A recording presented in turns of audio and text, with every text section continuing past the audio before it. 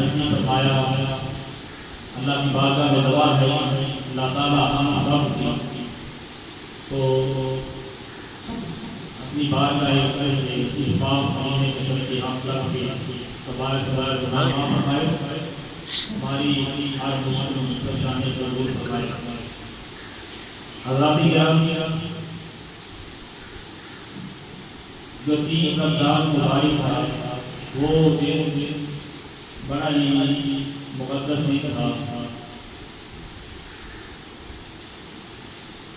اس میں سیدہ نساء فاطمہ الزہرا سلام علیہا عابدہ طاہرہ راکعہ نیرہ